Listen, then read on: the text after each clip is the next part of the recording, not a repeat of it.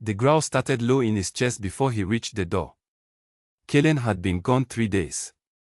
3 days of border disputes, cold ground, and blood he did not choose to spill but spilled anyway because that is what it meant to be king. He had ridden back hard. His horse was tired. He was tired. The kind of tired that sits behind the eyes and does not leave after sleep. He pushed open the heavy iron door of the den and stopped. The smell hit him first. Pine resin. Warm broth. Something soft and unfamiliar underneath, a human scent, a woman's scent, that had no right to be inside these walls. His eyes adjusted to the firelight. She was on the floor. Not a chair. Not the bench along the east wall. The floor, on her side, one arm stretched out above her head, her dark hair loose across the stone. She had folded her cloak under herself as a thin cushion, and it had shifted in the night so that most of it was bunched under her shoulder. The fire had burned low. She was not cold. His 3 pups were the reason she was not cold. Aldrich, the oldest, 8 months and already growing into his father's stubbornness, was pressed against her back. Ron, the middle one, a disaster in small wolf form who had bitten through 2 iron pots in the past month, had his enormous head resting across her ankles.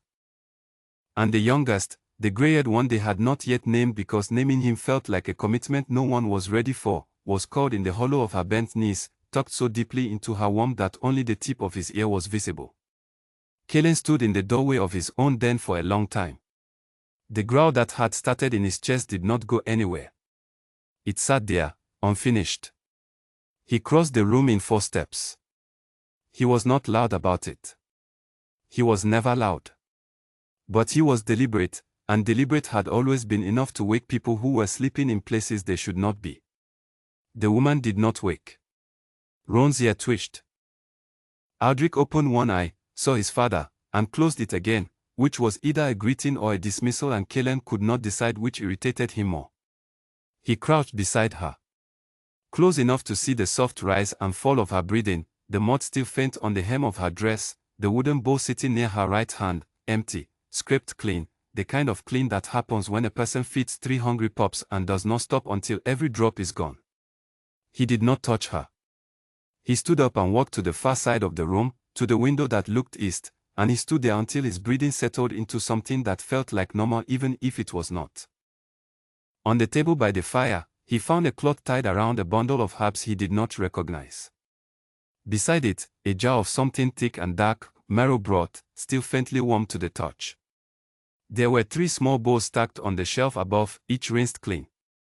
A knot of braided grass near the hearth that Ron had clearly been using as a toy.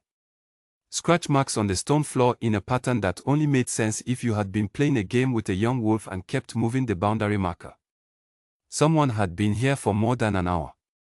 Someone had been here long enough to make themselves useful, and then lie down on the floor and go to sleep. He turned back. The grey-haired pup sighed in his sleep. His tiny body rose and fell. He had gained weight. Caelum could see it even in the firelight, the way the pup's ribs no longer pressed visible against his side. 3 days ago, when Caelum had left, the grey one had been refusing food. The pack healer said it was stress. The pack healer said to watch it. The pack healer had been watching it for 12 days and the pup had gotten thinner. Now he was not thin. Caelum looked at the wooden bowl by the woman's hand for a long time. Then he went and sat in the chair by the east wall and did not sleep, and watched the fire burn lower, and tried to decide what to do about the strange human woman sleeping on his floor with his sons draped across her like she was part of the ground itself. By the time the fire was nearly out, he had not decided anything. She woke an hour before dawn. He knew the moment she crossed from sleep to waking because every animal in the room knew it first. Ron lifted his head from her ankles before she moved. Aldrich's ear rotated. The grey-haired pup made a small sound, the questioning kind, and pushed his nose harder against her knee. She moved slowly. Not the slow of fear, the slow of someone who understood that the creatures around her were sensitive to sudden motion and had already learned, in whatever time she had spent here, to respect that. She sat up. She looked at the pups one by one, checking each of them with her eyes the way a person checks a list. Then she looked across the room and found him. She did not scream. She did not scramble backward. She looked at him the way people looked at a window, something present, something to be acknowledged, not a cause for alarm. The little one with the grey ear needs marrow broth today, not the grain paste, she said. Her voice was rough with sleep and completely unhesitating. He took grain paste last night and I thought he would be fine, but he favors the broth. He eats more of it. Caelum stared at her. He has a name, Caelum said. She waited. He realized he had not given her the name because there was no name yet, and something about saying that out loud felt like a failure he had not prepared to explain to a stranger. He does not have a name yet, he said. I have been calling him Grey, she said, and looked at the pup with the matter-of-fact fondness of someone who has named a stray. He seems all right with it. Caelum stood up from the chair. He was tall. Most people reacted to the height, to the gold chain of office across his chest, to the way a room rearranged itself around him when he entered it. She watched him stand up and then looked back at the grey-haired pup, which was now pressing his nose against her fingers, asking for the morning feeding with the polite insistence of someone who had learned exactly how far he could push. Who are you? Caelum said. It was not a question in the way most questions are questions. It was a demand in the shape of a sentence. Sebo, she said. My father is the herbalist near the eastern gate. I came looking for the oldest one, Adric. He pulled his collar loose 3 days ago and followed the old creek trail south. I followed him. She paused. Looked at Adric. He is very fast. You follow the wolf pup into the royal den, Caelum said. I followed him to the door, she said. He was inside before I reached the step. Then the other two came to the door and looked at me. She was quiet for a moment. They looked very hungry. Caelum said nothing. I went back to my father's house and got the broth. There was enough for 3 days. And then I came back with more. She tilted her head slightly, looking at him as if she expected him to find this reasonable. As if it was reasonable. No one was here. I knocked. I called through the door. I left a note the first night on the table, but when I came back the second morning it was still there, so I understood that no one was checking the den. He had not known this. He had left instructions with his second-in-command, Garrett, that the pack women would rotate. He had not known because no one had thought to tell him, and he had not thought to ask, that the rotation had fallen apart in the 3rd week. That the woman who covered the night shift had a sick child. That the woman who covered the mornings had stopped coming without telling anyone. That his pups had been managed but not looked after, fed but not enough, and that for 3 days before Caelum returned, the only consistent presence in the den had been this woman who had come in looking for a runaway pup and had not left. He stood with his hands at his sides and looked at the 3 pups and did not say any of this.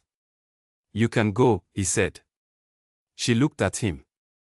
She nodded once, the way someone nods when they accept an instruction they find impractical but will not argue with. She reached for her cloak. She folded it over her arm. She picked up her empty cloth bag. She walked toward the door. The grey-haired pup opened his eyes fully for the first time since waking. He watched her across the room. He waited until she reached the door and put her hand on the frame. Then he sat up, filled his small chest, and made a sound that had no soft edges in it at all, a wolf's cry, pure and entirely without strategy, the sound of something that did not understand words but understood entirely that warmth was living. Sebo stopped. She stood in the doorway with her cloak over her arm and her bag in her hand and the cold morning air coming in around her, and she looked back at the grey-haired pup, who was still crying, and at Ron, who had lifted his head, and at Aldrich, who had stood up and was watching her with an expression that wolves should not technically be able to make but was making anyway. She came back. She did not ask permission. She did not look at Caelum for approval. She walked back to the spot where she had been sleeping, sat down cross-legged on the stone floor, and let the grey-haired pup crawl back into her lap. She looked up at Caelum from the floor. I will leave when he is eating better, she said. As if this were a schedule she had the right to set. As if this were a thing that had been decided. Caelum looked at her for a long moment. He looked at Grey, who was making a sound now that was not a cry anymore, something lower, something that was embarrassingly close to contentment. He turned and walked out of the den. He came back in 40 minutes with the marrow broth, because someone had to get it and the woman was occupied, and because it was simpler than the alternative, which was to stand in the corridor and argue with himself until the pup cried again. He set the bowl on the floor beside her without a word. She said thank you without looking up. He left again. He did not go far. He stood in the corridor outside the den for a moment, his hand flat against the stone wall, listening to the sounds from inside, the small eating sounds, the shuffle of paws on stone, Sable's quiet voice saying something low and calm that he could not make out. He had been king for 9 years. He had run a border war in 3 days and come home to a stranger asleep on his floor and his youngest son eating again. He took his hand off the wall. He went to find Gareth. He had some questions. Gareth had the specific expression of a man who had been expecting a conversation he was not ready to have. He was already standing when Caelum entered the council room, which meant he had heard the sound of Caelum's boots in the corridor and had made the calculation that being upright was better than being caught sitting. He was Caelum's second in command, his closest advisor, and in 9 years had only miscalculated twice. This was, Caelum decided, looking at his face, about to be the third time. The rotation, Caelum said. He did not sit down. He stood on his side of the long table and looked at Gareth, who had the good sense to not reach for an excuse before being asked a question. I should have told you, Gareth said. You should have told me 14 days ago, Caelum said. You should have sent word to the border. 3 lines. The rotation has broken down. I would have come back. Gareth looked at the table. You were managing the Calloway dispute. I thought we could hold it together until you returned. And the woman. A pause. A very careful pause. She came in through the east door the first night. Nolan saw her and assumed she had been sent by the pack healer. By the time anyone thought to ask, she had already fed the pups and put the youngest one to sleep. Gareth stopped. And the youngest one slept, Caelum. All the way through the night. First time in 2 weeks. Caelum was quiet. No one stopped her, Gareth said. I know how that sounds. It sounds exactly like what it is, Caelum said. He turned to the window. Outside, the morning was grey and clean, the kind of morning that had no opinion about anything. She stays until the grey one is stable. Another pause. This one had more weight in it. The council will ask questions. The council can wait, Caelum said. He has been losing weight for 2 weeks. He is gaining it back. That is the only conversation I am having right now. Gareth nodded slowly, the way he nodded when he agreed with something and also could already see 3 problems ahead that he was choosing not to name yet. Caelum appreciated that about him.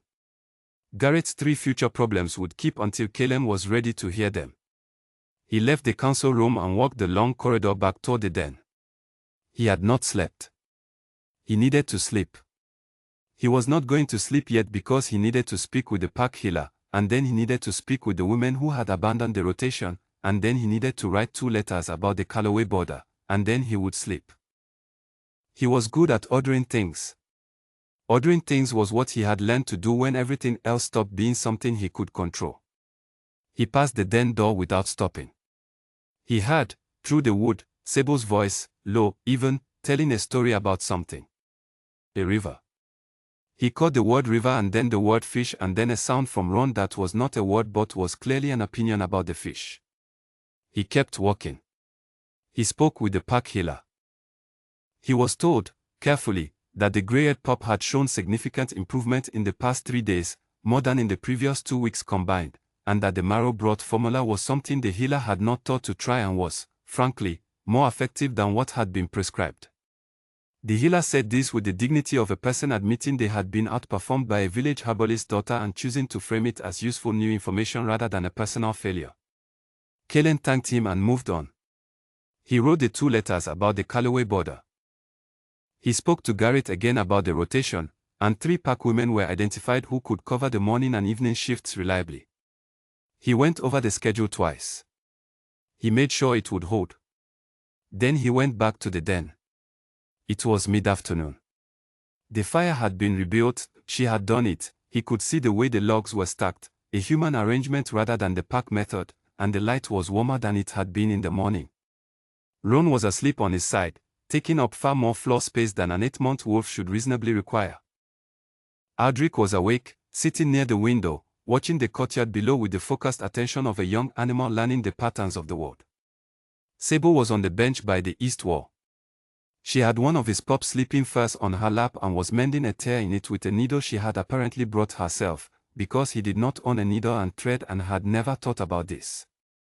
She was mending it with small, precise stitches, bent over the work, and she did not look up when he came in. "You came back," she said. "This is my den," he said. "It is," she agreed. He sat in the chair by the window. Not the chair near the fire, not the one closest to her. The one that kept the most distance while still being in the room. She did not comment on this. She kept mending. Gray was asleep in a basket near the hearth. An actual basket. He had not owned a basket either, and he did not know where it had come from, but Gray was inside it, curled in a shape that was too small for him already, his gray hair flat against the weave. "He ate well today," Sable said, without him asking. "Both meals. He finished everything." Caelum looked at the basket. "Good." A silence that was not uncomfortable so much as it was new. He did not know the shape of it yet. "Your second in command came this morning," she said. "While you were gone."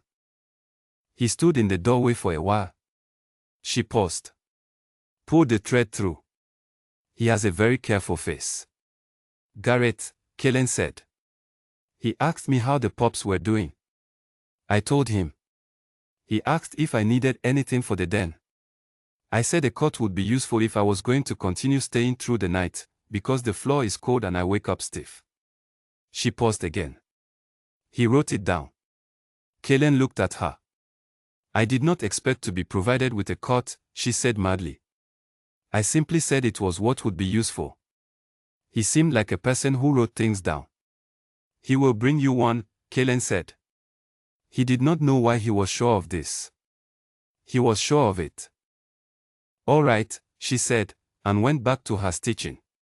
The afternoon passed. This was the thing he had not prepared for, that she would not fill the silence with unnecessary words.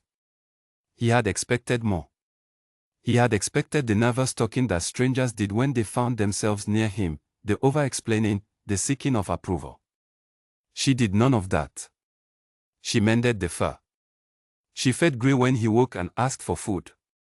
She had a short, intense argument with Ron about whether the blade of grass was a toy or a piece of furniture, and she lost the argument but only because Ron was bigger than she was and had a natural advantage in disputes that involved sitting on things. When she finally spoke directly to him again, the light through the window had shifted to the low amber of late afternoon. "Can I ask something?" she said. "You can ask," he said. She looked at him for a moment, measuring something. "The gray one, why has no one given him a name?" He had been expecting a different question. He had been prepared for a different question. This one arrived in a place he was not prepared and sat there, waiting. "He was small when he was born," Caelum said. "His mother was ill. We did not think he would live past the first week." Sable was quiet. "And then he did," Caelum said. "And then weeks passed. And the name did not come." She looked at the basket by the hearth. The gray-haired pup's ear twitched in his sleep. "Sometimes it takes time," she said. Not as a conclusion. Just as a thing that was true. Caelum said nothing. "You do not have to decide today," she said, and went back to the fur. He looked at the pup for a long time after that. The basket. The small gray hair. The rise and fall of the small body that had refused to stop. Garrett brought the cot at sundown. He carried it himself, which was unnecessary. He had 2 pack members with him who could have carried it, but Garrett was doing the thing he did when he wanted to observe something directly, and this was his method of arranging that. He set up the cot along the southern wall of the den, the warmest wall, the one closest to the fire without being too close. He looked at Sable while he did it with the same careful face she had described, and she looked back at him the way she looked at most things, directly, without performance. "Thank you," she said. "Of course," Garrett said. He looked at Caelum. His face said a great many things that his mouth was choosing not to say. He left. That night, Sable slept on the cot. The pups rearranged themselves accordingly, Ron at the foot, Adric nearby, Gray in his basket. The fire was built back up. The den was quiet. Caelum was not there. He slept in his own rooms for the first time in 4 days and was grateful for the bed. He was less grateful than he had expected. He lay in the quiet of his rooms and listened to nothing and thought about the wooden bowl scraped clean on the floor of the den, and the stitches in the sleeping fur, and the answer he had given about the name, which was a true answer, every word of it, but also not all of it. There was more under it that he had not said and had not planned to say to a woman he had met that morning. He was king. He was good at not saying things. He turned onto his side and waited for sleep. He slept, eventually. But it took longer than it used to. In the morning, before he went to his council meetings, he stopped at the den door. He did not go in. He stood in the corridor with one hand on the frame and listened. Sable was already awake. He could hear her voice, calm, early morning, slightly rough at the edges, telling Gray that he had to wait for the broth to cool before he ate it, because last night he had been impatient and burned the tip of his tongue and had sucked about it for an hour, and she was not doing that again. Gray made a sound. "No," she said. "Wait." A pause. Then the small sounds of a pup eating at the correct temperature. Caelum took his hand off the frame. He went to his meetings. He held his face in the way he always held it, which was the way that revealed nothing and made people focus on the matter at hand. The Callaway border was settled. A trade arrangement needed review. 2 younger pack members needed disciplining for a brawl in the lower district that had broken a market stall and frightened a vendor who was not even involved. He handled all of it. And when the last meeting was done and the corridor was empty and the castle was in that still midday pause that happened between the morning's business and the afternoon's, he went back to the den, and sat in the chair by the window, and did not make a point of it, and Sable did not make a point of it, and they sat in the same room in the same silence as the afternoon before. On the floor by the hearth, Ron had discovered a braid of grass again and was tossing it into the air and catching it, alone, privately delighted with himself. Gray had climbed out of his basket, which he was now clearly too large for, and had made his way across the floor to Caelum's chair and was pressing his nose against the side of Caelum's boot with the focused determination of an animal conducting research. Caelum looked down at him. Gray looked up. "Laren," Caelum said. Sable looked up from her work. "His name," Caelum said. "Laren." She looked at the gray-haired pup, who had sat down on Caelum's foot and was showing no intention of moving. "Laren," she said, trying it. The pup's ear twitched. "His grandfather's name," Caelum said, and did not say anything more, and she did not ask. She nodded once and went back to her work. Laren stayed on his foot for the rest of the afternoon. 3 weeks was not a long time in the life of a king. 3 weeks was border negotiations and supply records and pack council meetings that ran too long and always ended with someone unhappy about something that would need another meeting to resolve. 3 weeks disappeared. 3 weeks was also long enough for the den to stop being the room it had been before and become something else entirely. It happened gradually, which was the only way real things happened. One morning Sable moved the second chair, the chair no one sat in, the one that had lived in the north corner of the den for longer than anyone could remember because no one had thought to question why it was in the north corner, and put it by the fire. She did this without asking. She did this because Ron had developed the habit of sleeping in the corridor between the north corner and the window, and she had tripped over him 3 times in the dark, and the solution was obvious if you were willing to simply move a chair. She was always willing to simply move a chair. Garrett noticed the chair on a Tuesday and looked at Caelum with his careful face and said nothing. Caelum noticed Garrett noticing and also said nothing. The chair stayed where she had put it. Laren, whose name had settled on him immediately and completely the way names sometimes did, was gaining weight at a pace that satisfied the pack healer and quietly embarrassed him. He had gone from the smallest pup to the most aggressive eater in the span of 10 days. He had opinions about his food now. Strong opinions.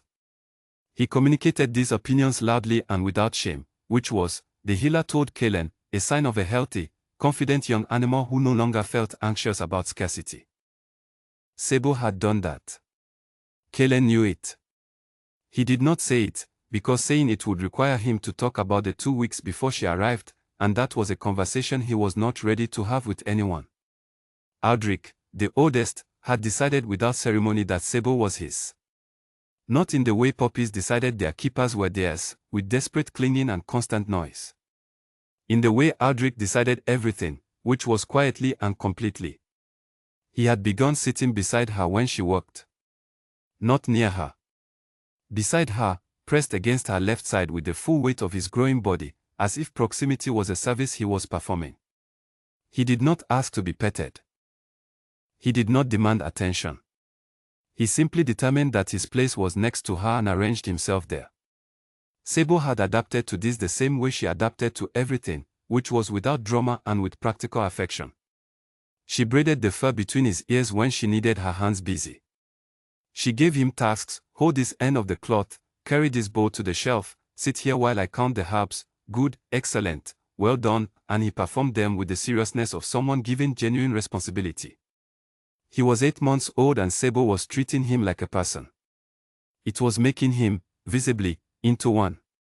Ron remained a catastrophe and no one could fix this.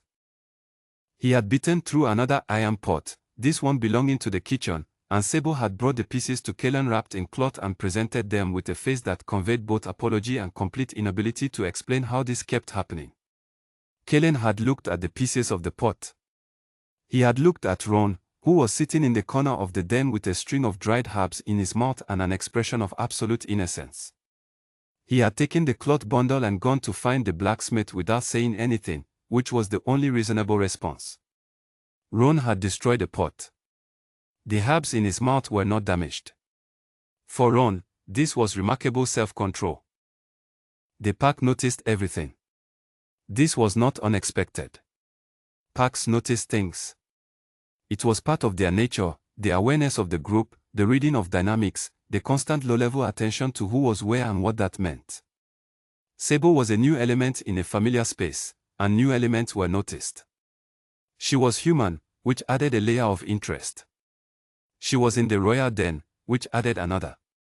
She was not pack, not servant, not mate, not guest in any formal sense. She was something the pack did not have a clear category for, and things without clear categories were discussed. Caelum became aware of this on the 14th day, when he overheard 2 kitchen women speaking outside the east corridor. He caught only a few words: the human woman, the den, the king's pups, before they heard his footstep and went silent. He did not stop walking. He did not turn his head. He fired it and moved on. Garrett came to him that evening. People are curious, Garrett said, which was Garrett's way of saying people were talking and Caelum should probably know about it. People are always curious, Caelum said. About this, more than usual. Garrett sat in the chair across the desk. He had the look he wore when he was choosing his words carefully, which was a different look from his ordinary careful face. Subtler. More internal. They are not unkind. Most of them have seen what she has done for the pups and they respect it. But there are questions about her status. What she is, formally. Where she fits. She does not need to fit, Caelum said. She is caring for the pups until Laren stabilizes. When he is stable, she will go home. Garrett looked at him with the expression of a man who was deciding whether to say the next thing. He said the next thing. He is stable, Caelum. Silence. His weight has been consistent for 6 days. His eating is regular. He is active and loud and he beat the pack healer's bag yesterday, which the healer told me was a very good sign. Garrett paused. By any reasonable measure, the crisis that brought her here has passed. Caelum looked at the papers on his desk without reading them. The pups still need someone, he said. Yes, Garrett agreed. They do. I can arrange the pack rotation properly this time. Full coverage, both shifts, reliable women who won't. That is not what I meant, Caelum said. Garrett was quiet for a moment. Then he said, carefully, all right. I am not going to discuss it further tonight, Caelum said. All right, Garrett said again, and stood up, and left. Caelum sat at his desk for a long time after the door closed. He was not a man who failed to understand his own mind. He was sometimes a man who chose not to look at his own mind directly, which was different. He understood the difference. He had understood it for a year, since the morning he had woken alone and the den had been quiet in a way that was not peaceful but empty, and he had learned that quiet had two kinds and they felt nothing like each other. He had managed. He had run the pack, settled the borders, raised 3 pups with the help of the rotation and the pack healer and Garrett, who had quietly taken on things no second in command should have had to manage. He had kept everything moving. Moving was what you did when stopping was not an option. And then a woman had come through the east door looking for a runaway pup and the den had stopped being empty. He pushed back from the desk and went to the den. It was evening. The fire was high, which Sable preferred. She had told him once, briefly, that she had grown up in a house with a very small heart and had spent a lot of winters cold, and that she never made a fire small if she could make it larger, and he had simply ensured there was always enough wood because it was a practical thing to ensure and it cost nothing. She was on the floor when he came in. Not because there was no furniture now, there was the cot, and there were 2 chairs, and there was the long bench.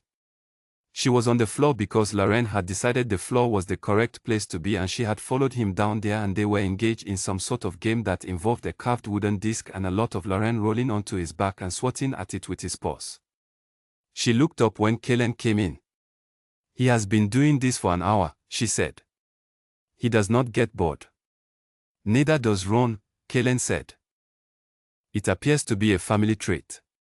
He sat in the chair by the fire, the one she had moved, the one that was now simply the chair by the fire, no longer the chair that used to be in the north corner, and watched Lauren destroy the wooden disc with cheerful systematic focus. Garrett came to see you, Sable said. It was not a question. Yes, Caelum said. He came to the den first.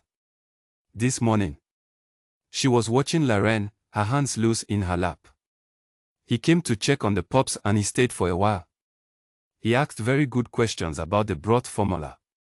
Very specific questions. He was writing things down. She paused. He is building a fire. Probably, Caelum said. On me, she said. He did not deny it. It is what he does. It is what he is supposed to do. She considered this. She pulled the wooden disc out of Lauren's reach before he could swallow a piece of it. His teeth were stronger now, which was good and also a liability, and replaced it with a knot of rope that could tolerate more abuse. Lauren accepted the substitution without complaint. I know that I am not formally anything here, she said. I know that is a problem for some people. It is a question for some people, Caelum said. I did not say it was a problem. She looked at him then.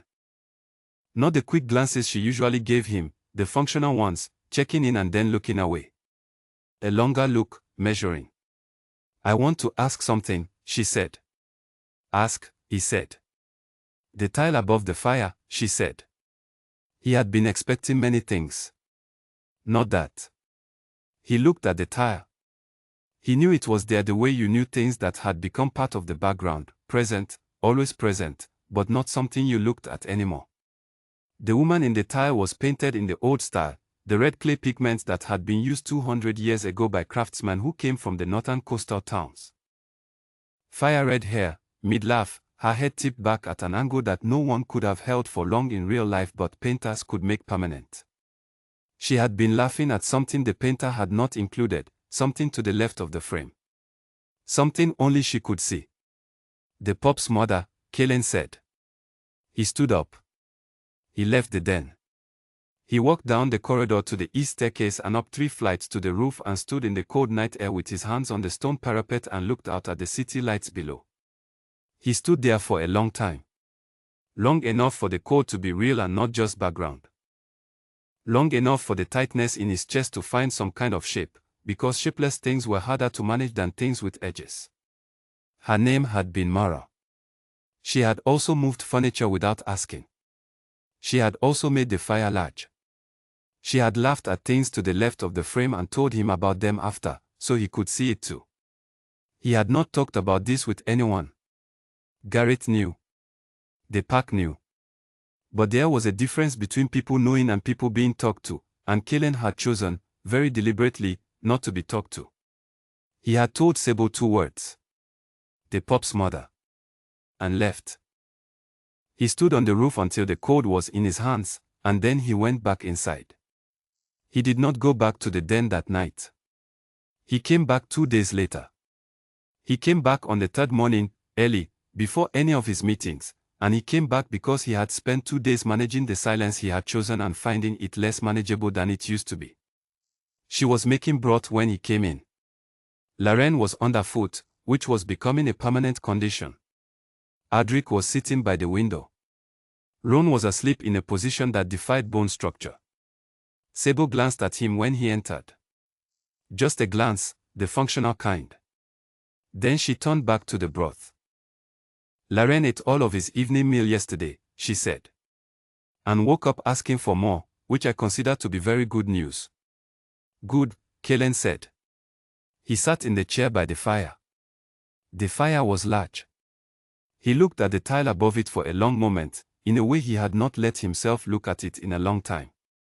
Then he looked away. Sable set a bowl on the low table beside his chair.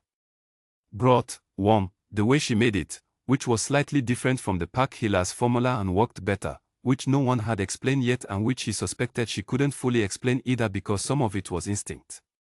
She did not say anything. She went back to her work. He picked up the bowl. He sat in the warm room with his 3 sons and the fire going and the broth in his hands, and outside the castle the city was waking up and starting its noise, and the morning was doing what mornings did. He stayed for an hour before his first meeting. He came back at midday. He came back again in the evening. He did not make an announcement about this. He did not offer an explanation. He simply began showing up, and Sable simply continued being there when he arrived, and the pups arranged themselves around both of them the way water arranged itself around stones, finding the shape that was easiest and staying in it. The summons came on a Wednesday. Caelum found the folded paper under his door in the morning, which was how Elder Oran communicated when he wanted the meeting to happen before the recipient had time to form a response. Oran had been doing this for 30 years, across 3 kings. The method worked because everyone knew it worked and everyone went anyway, because the alternative was a second note under the door that was less politely worded. The council chamber was the old room, the one below the great hall, stone floor and stone walls and the long iron table that had been there since the founding. 6 chairs on each side, 1 at the head. 7 elders. Caelum sat at the head because he was king and there was no version of this meeting in which he was not at the head.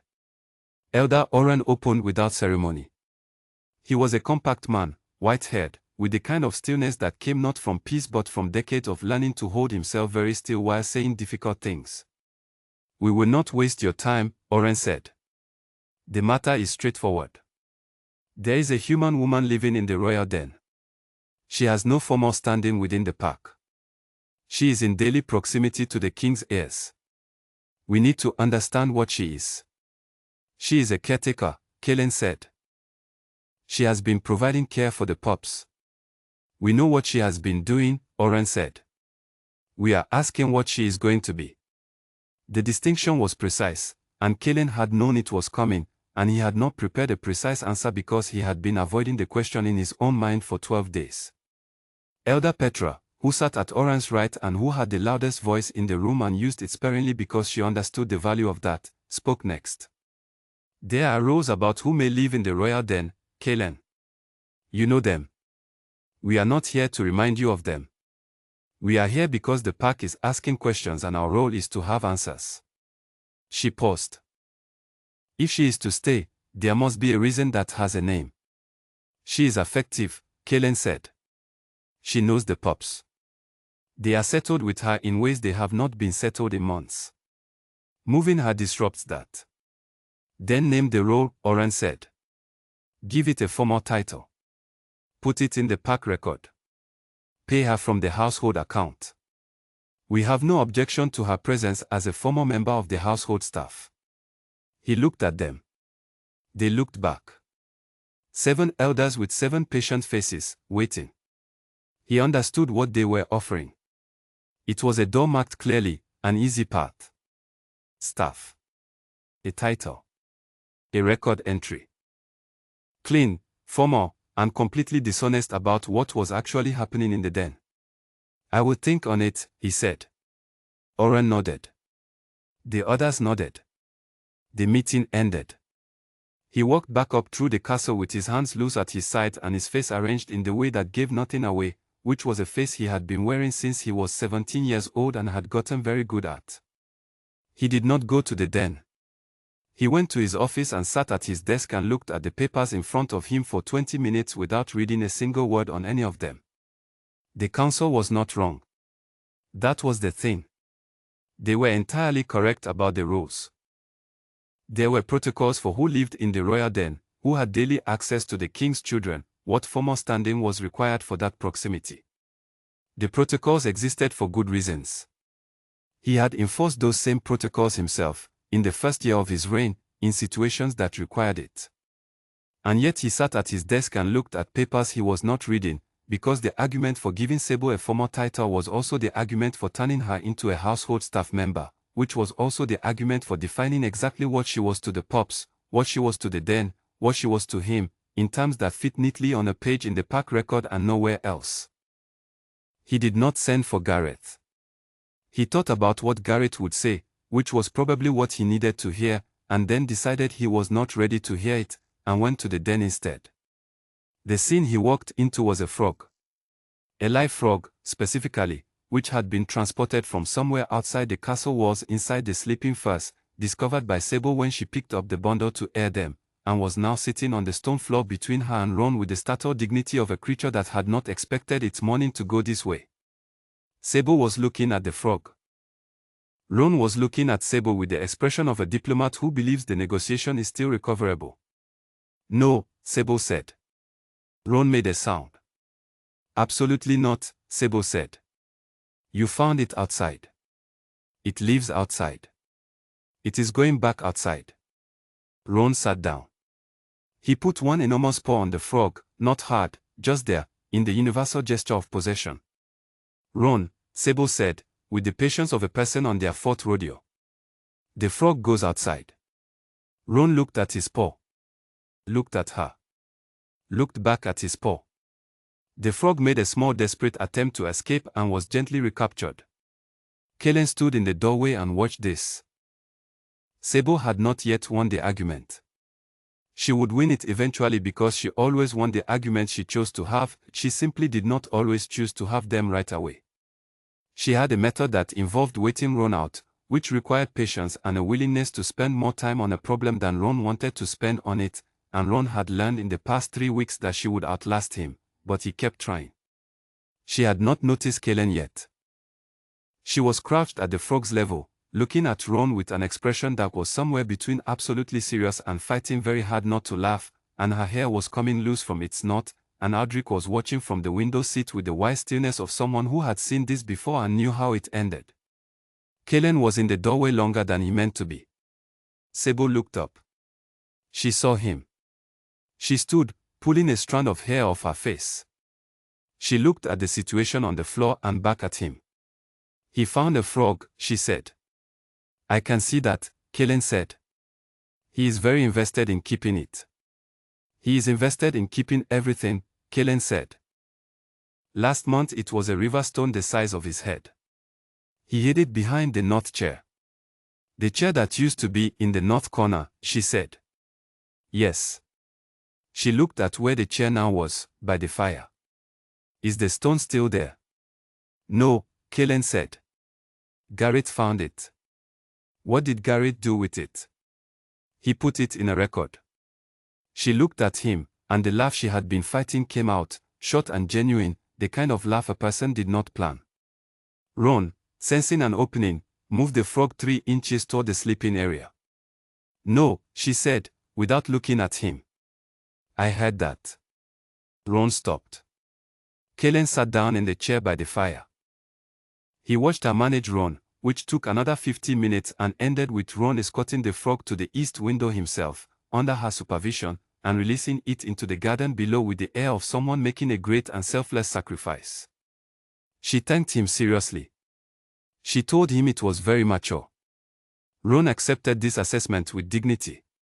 When it was over, she sat on the bench and blew out a breath. Every day, she said. Yes, Caelum said. She looked at him then. He had come back earlier than usual, and she had noticed, and she was the kind of person who noticed things and then decided whether to mention them. She mentioned this one. Garrett said the elders asked to see you. He told you. He did not tell me anything. He came by to check on Lauren and he had the face he makes when something has happened that he is not sure how to explain. She paused. I am getting very good at reading that face. You probably should not be so good at reading that face, Caelum said. Probably not, she agreed. But I am. She looked at her hands, then at him. Is it because of me? He thought about the correct answer, which was both yes and more complicated than yes. The council wants clarity, he said. They want a formal understanding of what your role is. She was quiet for a moment. Then, and what is my role? He looked at her for a long time. The fire was going. Lauren was asleep in his basket, which he was outgrowing by the day.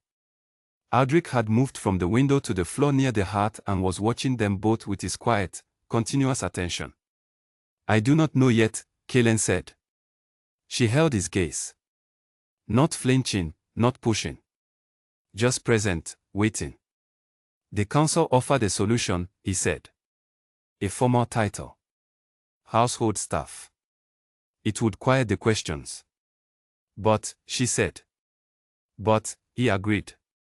The bot sat in the room with them, large and shapeless, and neither of them tried to give it a name. I am not going to tell you what to do, she said. This is your pack. Your den. Your rules. She looked at Lauren. I came in looking for a runaway pup. I stayed because they needed someone. Whatever you decide is the right thing for them, I will do. He looked at her. She had said whatever you decide and meant it, and that was, he realized, the hardest thing she could have said, because it put the decision entirely with him, which was where it belonged and where he was not ready for it to be. Give me a few days, he said. She nodded. No pressure. No performance.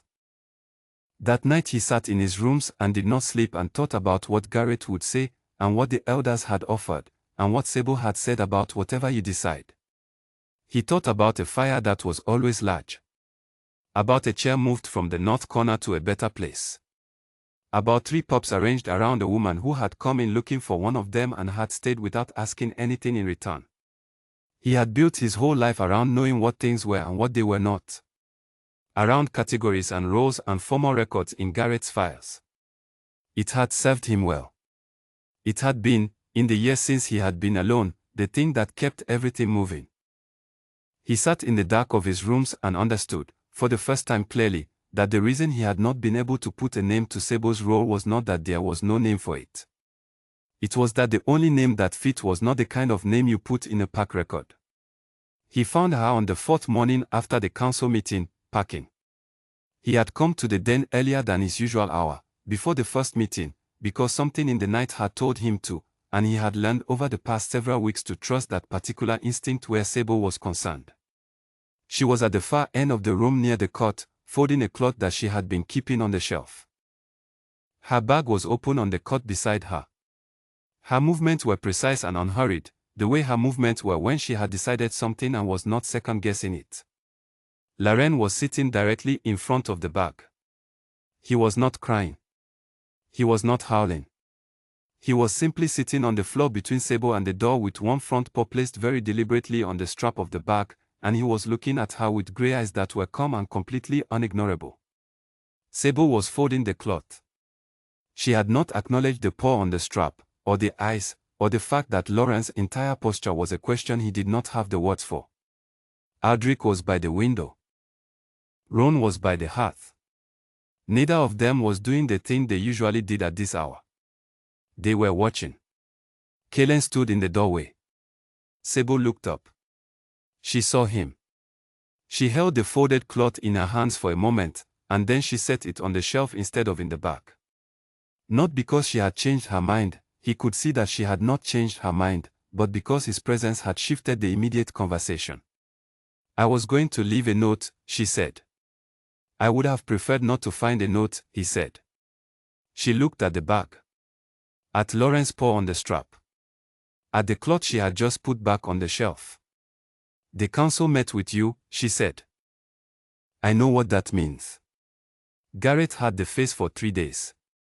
And you came to the den twice yesterday and both times you left without saying anything, and you have been deciding something, and I did not want to be here while you were deciding it and have you feel like I was, she paused, looking for the right word, sitting here waiting.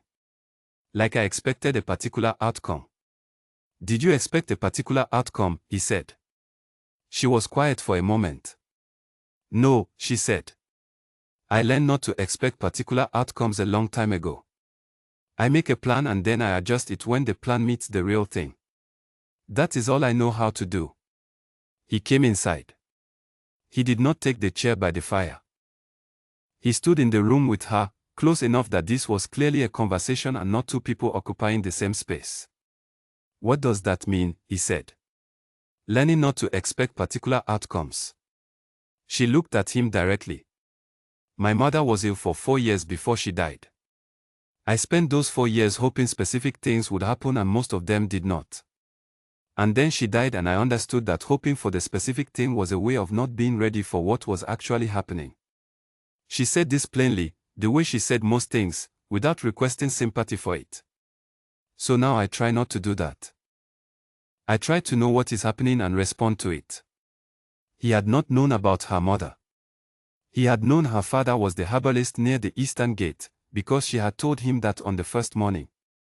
He had not known the rest, because she had not offered it and he had not asked, because the conversations in the den were about the pups and the broth and the daily events of 3 wolves growing bigger and louder and more complicated, and her past had never come up. He understood, looking at her now, that this was because she had not put it there. It had just come out because she was explaining something, and explaining the thing required the context, and she was not precious about her own history. She simply had it, the way everyone had theirs, and she referred to it when it was useful.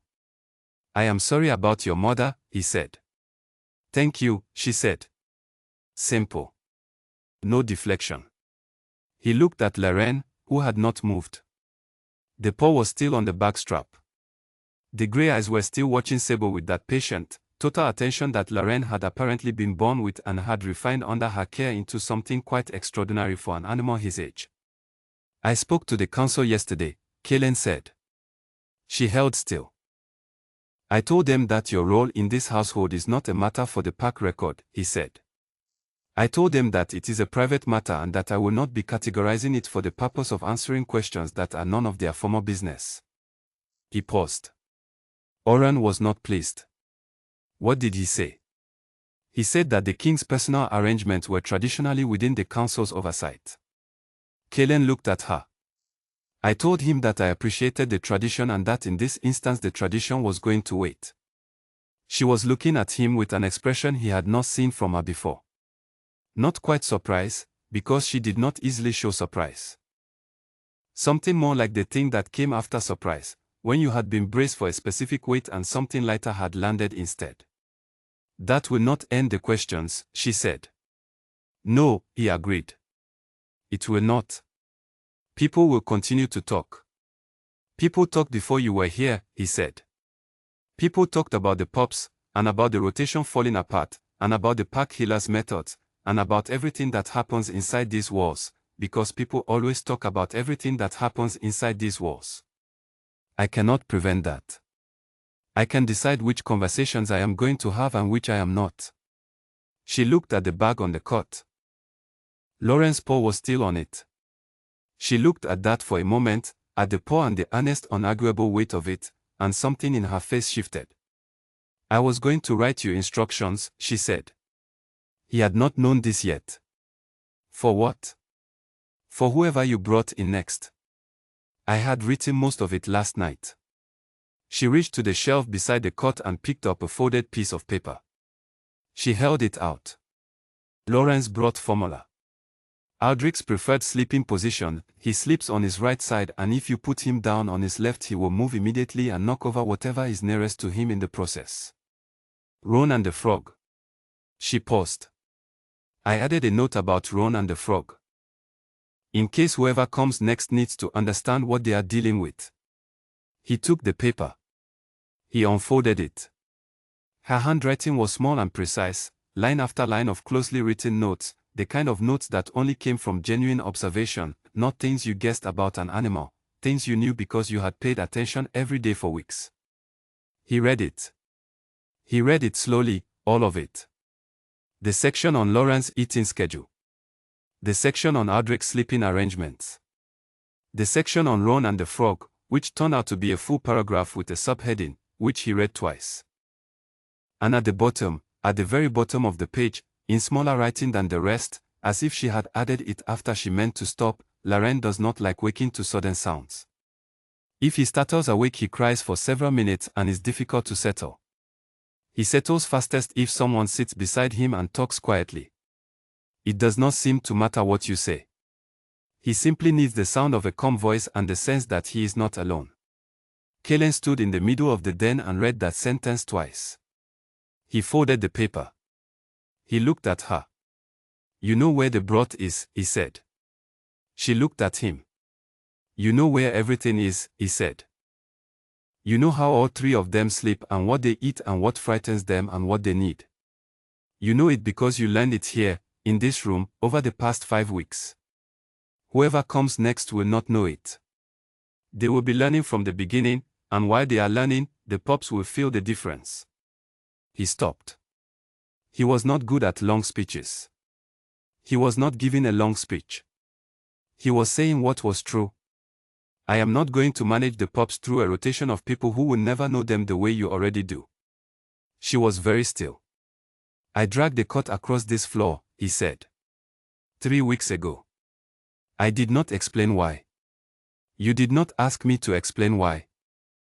It was because you were sleeping on the stone floor and that was unnecessary and I wanted to fix what was unnecessary. He paused.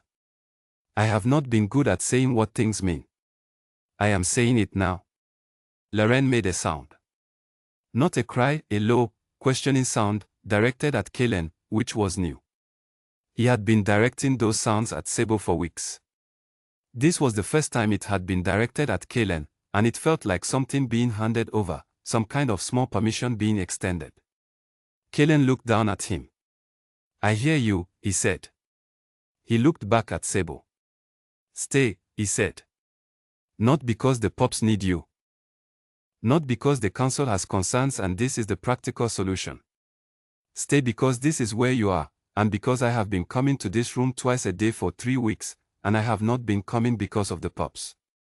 She was quiet for a long time.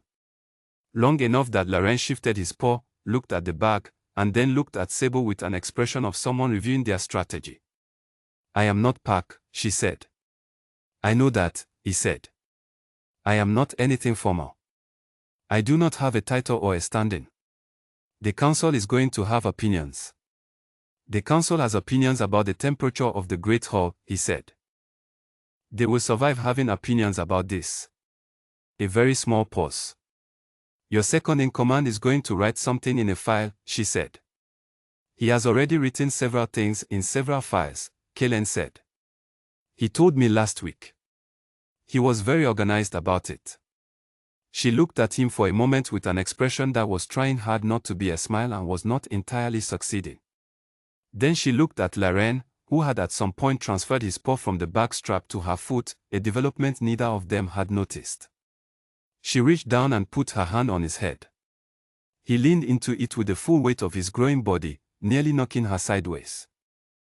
You are going to need a bigger basket, she said. I know, he said. He is going to be larger than Aldrich by spring. Garrett has noted this. She straightened up. She looked at the bag on the cot. Then she picked it up, walked to the shelf, and put it on the high shelf, the one above the herbs, the one that was hard to reach without standing on something. Out of the way? Not gone, because she was not the kind of person who made dramatic gestures.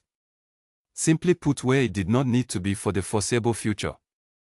Ron, who had been watching all of this from the heart with the attention of someone who had followed the conversation even without understanding the words, stood up, stretched elaborately, and walked to the center of the room. He lay down. He took up all of the center of the room in the way he always did, which was entirely and without apology. Aldrich, from the window seat, looked at his father for a long moment. Then he looked at Sebo. Then he went back to watching the courtyard, apparently satisfied with the situation. Laren walked to the basket by the hearth. He climbed in.